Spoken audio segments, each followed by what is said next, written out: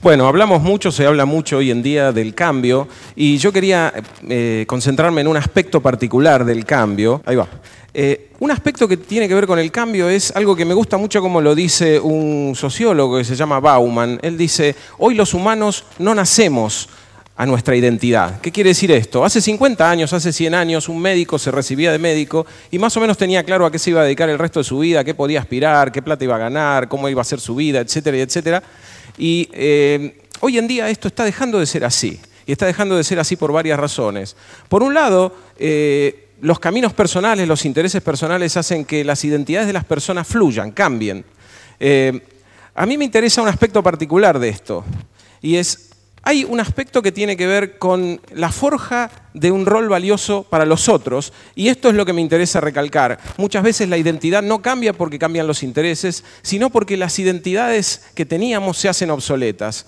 En mi caso, yo puedo reflejar un poco eso porque mi formación originaria era como científico, hice una carrera, doctorado, postdoctorado, dirigí un centro de investigación y en algún momento tuve intereses por cambiar y devine en un coach de líderes, pero a veces no tiene que ver con esto, a veces tiene que ver con que sencillamente el rol que yo tenía anteriormente deja de tener sentido. Como diría un amigo mío, se hace caduca. Y el desafío de seguir siendo relevante y valioso para otros es central para seguir haciendo una labor que sea relevante, que sea valiosa para mis clientes, entendiendo a los clientes como aquellos destinatarios de mi labor, no solo en el ámbito comercial, sino en cualquier otro ámbito, aquellos que son destinatarios de mi labor.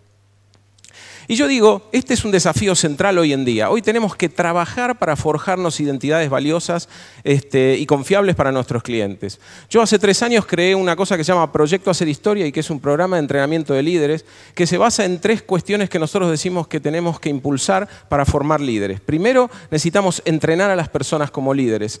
Segundo, necesitamos crear comunidades para que las personas abran posibilidades con otros, aprendan con otros. Y tercero, hoy en día la web es un escenario insoslayable para apalancar posibilidades. El proyecto Hacer Historia lleva muchas ediciones ya en distintos lugares del país y se basa en esta premisa. Necesitamos aprender a forjar nuevas identidades. Y yo quería señalar un aspecto particular de la experiencia, ligada a la experiencia nuestra en el programa Hacer Historia, y nosotros vemos y trabajamos sobre las narrativas, las historias que nos contamos, las historias que las empresas se cuentan sobre sí mismas, nosotros decimos son centrales, porque definen nuestras posibilidades, hablan mucho de nuestras posibilidades. Y en particular, yo digo, cuando un líder comienza, cuando un líder empieza su trabajo, lo único que tiene es su historia. Por eso es bien importante preguntarnos sobre las narrativas que nos fortalecen como líderes. Y yo quería compartir con ustedes algunas de las experiencias nuestras entrenando líderes y viendo cuáles son las narrativas que solemos tener como predisposición cultural. Quería hablar en particular de 3 claves vinculadas a estas narrativas. Una buena historia inventa posibilidades más grandes. Inventar posibilidades es central. Recién veíamos a quien yo considero un maestro de las posibilidades, que es Benjamin Zander, y quería contarles una breve historia respecto de él. Él cuenta que en una ocasión tenía que dirigir un concierto muy particular junto con un colega, otro director de orquesta, en Cuba, en La Habana, y tenían que tocar 2 orquestas sinfónicas simultáneamente, y resulta que en un ensayo estaba el director cubano que tenía que ensayar con los músicos norteamericanos una obra de un autor cubano, una especie de ginastera cubano, y resulta que los músicos norteamericanos no podían aprender a tocar esta obra y él hacía esfuerzos denodados y no lograba que los músicos aprendieran. Y entonces, en un momento el director cubano dijo, no puedo, esto no lo vamos a poder hacer a tiempo, renuncio. Y Benjamin dice, no es posibilidad para mí, ¿qué podemos hacer? Y eventualmente se le ocurrió algo. Dijo, ¿por qué no ponemos a cada músico cubano con su par norteamericano y que él sea el que lidere el aprendizaje de su compañero en lugar del director desde el podio? Y eso fue mágico, porque aprendieron a una velocidad enorme. Entonces, ¿qué quería señalar con esto? Que solemos pensar que las posibilidades son cosas que están en el mundo a ser descubiertas. Y nosotros decimos, las posibilidades habitan en nuestro observar.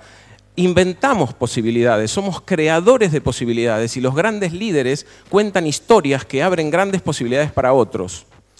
Y en particular, las grandes historias que abren posibilidades, no abren posibilidades solo por los argumentos o contenidos que tienen, sino por el compromiso que desarrollamos con ellas. Y así es que las grandes historias nos inspiran, nos enfocan y nos alinean cuando trabajamos colectivamente. Segunda clave, una buena historia promete mayor plenitud. Una buena historia promete mayor plenitud para aquellos que son destinatarios de nuestra labor, nuestros clientes, aquellos para los cuales trabajamos. Y en nuestros programas nosotros solemos formular esta pregunta: ¿quién soy? ¿No? Y recibimos respuestas bastante interesantes, diversas, pero que entran dentro de unas pocas categorías. Hablo de mi profesión, de mi producto, de mi cargo, de mi empresa, de mis tareas, etc. Es muy, muy raro que alguien se presente contando el valor que agrega para otros. Y yo digo, hoy en día, donde tenemos que reinventar nuestra identidad, contar una historia en la cual hablamos del valor que tenemos para otros, el cuidado que podemos producir para otros, es central.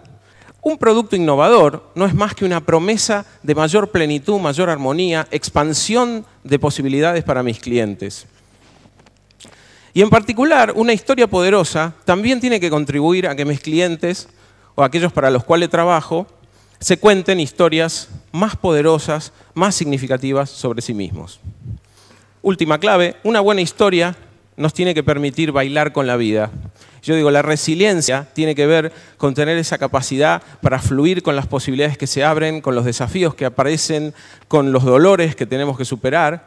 Y aquí quería contarle una historia particular.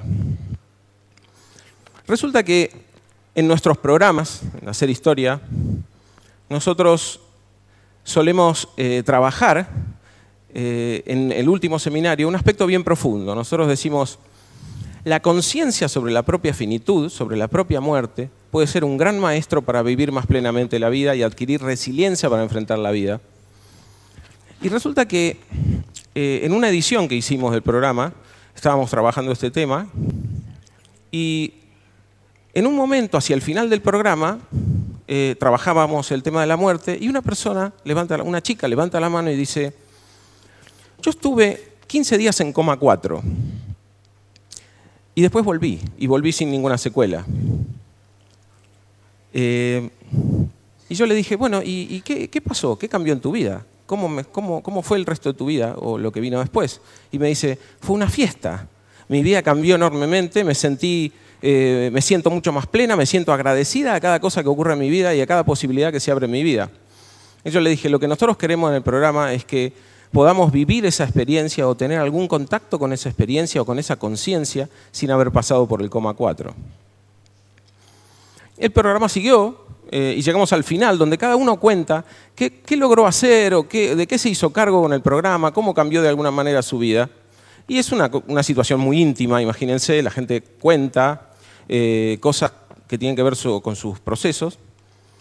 Y más o menos cuando este proceso estaba más o menos en la mitad, yo veo que aparece en la sala un señor grandote, con cara de enojado, medio fornido, y se queda escuchando lo que todos hablan.